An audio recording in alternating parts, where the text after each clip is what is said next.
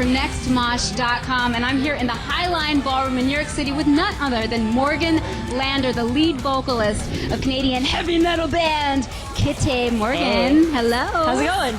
Oh my God, you look amazing. How do you feel today? I'm really actually excited and nervous. It's gonna be crazy, like CD release party, and it just feels it's like kind of the first time we've ever done something like this in New York. So ooh.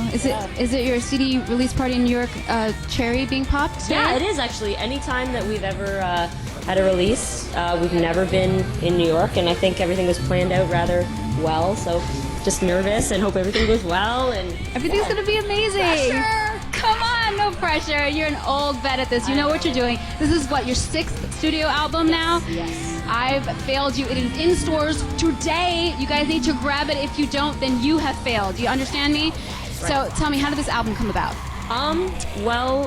We got off tour last October. We were out with Devil Driver, and we kind of were pretty like exhausted and defeated or whatever. So we came home and we rested up for a few months, and we started writing in January of this year.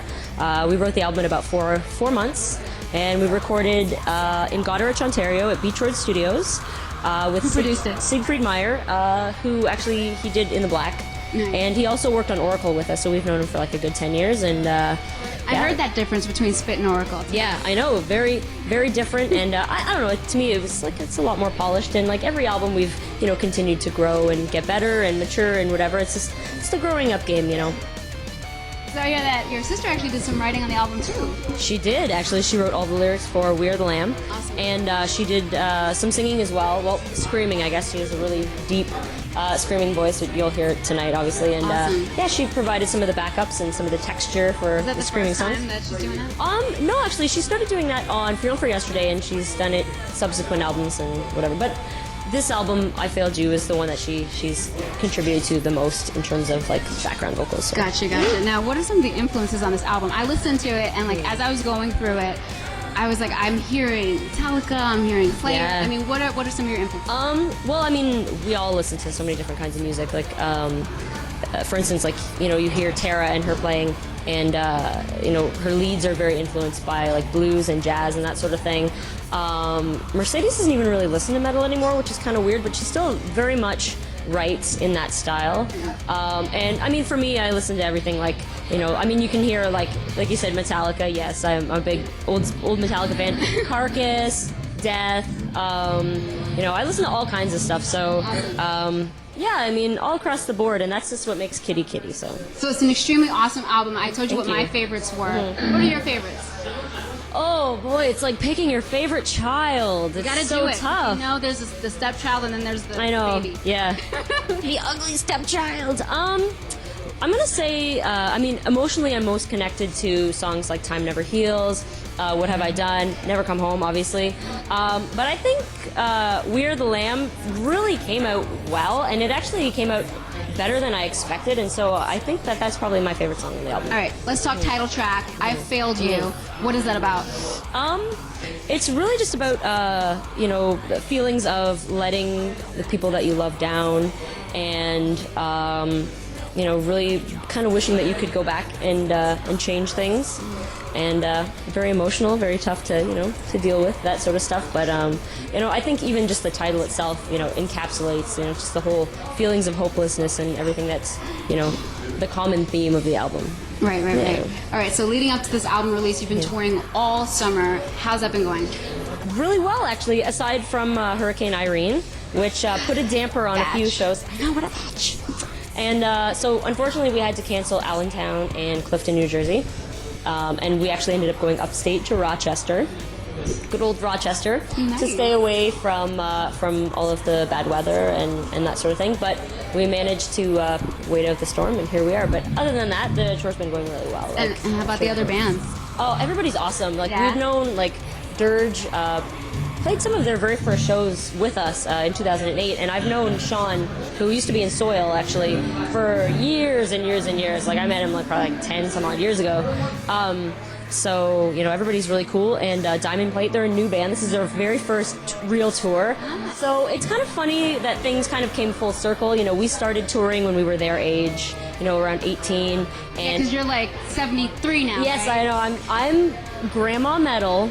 My back really hurts. But yeah, no, it's really cool to be able to give people that opportunity to have their first tour, you know, when we were that age, when we first started touring. And I don't know, I like to think that we're, you know, giving them a good experience, you know, like just being really cool and allowing them to, you know, have fun and show them, you know, how things work, and, you know, hopefully they'll talk about it for years to come. You're very fortunate. So basically the boys have been playing nice. Yes. So no drama, no fights, no hissy fits. No, we are so easy to get along with. It's great. No, you know? not you, them. Yeah. Oh, well. Whatever, they can fight, they can do whatever the hell they want. We're all good. We're all good. All right, so let's talk about not just this tour, but previous tours. There's got to be, you got to tell me, what's like the most embarrassing or silly moment on stage you've ever had? We've had a lot of really, really interesting things happen.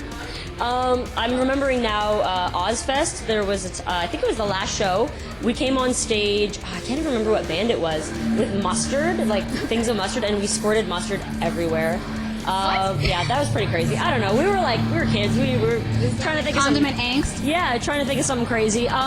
We actually, we toured with Poison the Well, like 2002 or 2003, and we actually hired male strippers for their very last You didn't do that for the show that I went to. No, I'm sorry. It was great. We hired male strippers, and they thought that they were just like dudes that wanted to get on stage and like mosh and like jump off the stage, and they actually just started taking their clothes off, and it was great. We were howling. It was so worth the money to spend. Listen, if Rob Zombie can have like the naked chicks on his stage, you can have naked dudes on your stage. That's right. That's right. You know, I don't know. We just like to have a good time, and we're not serious about practical jokes and that sort of thing, but every once in a while we come up with something really good, and it makes for a good story. Sweet. Yeah. And how have the fans been on this tour? Really, really good, actually.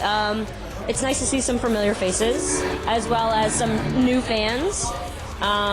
So yeah, I think, you know, every show that we play, people come away impressed, and hopefully anybody that just was curious is now a fan. You were Kittie curious? Yeah, lots of Kittie curious people.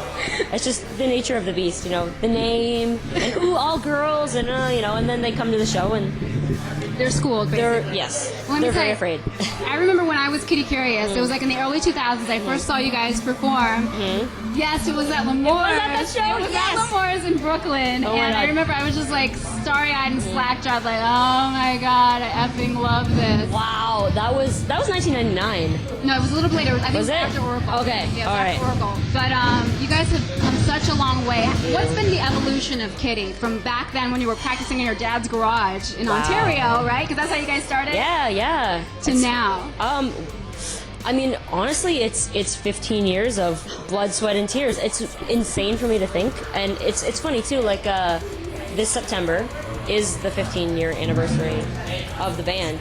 So, and here we are, you know, 6th album and all that. But really, it's just, you know, we've done a lot of touring, we've matured, we've become women, we've seen the world, we've had life experiences, and you know, all the while being in a band and getting better at our instruments and becoming better songwriters, and just feeling very comfortable in our roles in the band, and that's really it. I mean, it's hard to even look back and identify with the person that I was. You know, it's like when you're about to turn 30, like I am, and then you look back and you say, you know, who is this 15-year-old girl that wrote all these songs? You know, do you not listen to that stuff? I mean, I can go back and listen to it and be like, wow, this is like, I feel very far removed from it, but at the same time, obviously, I'm very proud and very. I listen to What I Always Wanted. Yes, we're playing that tonight, girl.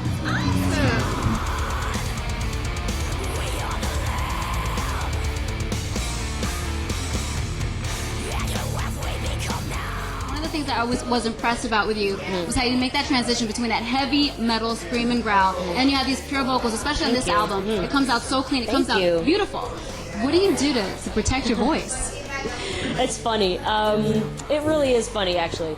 A lot of people ask me. I've had, say for instance, the singer from Diamond Plate ask me, you know, is this his first tour or whatever, you know, like, oh, what do you recommend? What do you do? Your voice sounds great every night.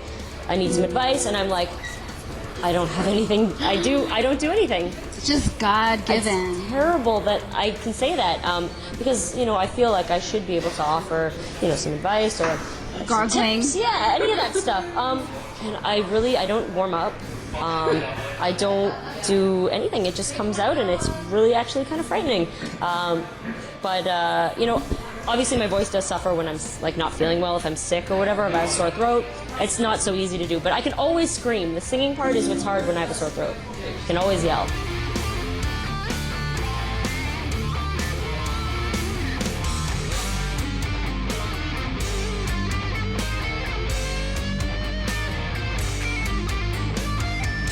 In the future for Kittie? Well, we're gonna release this album tonight. I Failed You comes out today, August 30th. We're gonna continue to tour for the next month, and hopefully we'll be hitting Europe and Australia in the near future, and hopefully we'll be back again. We'll see what happens.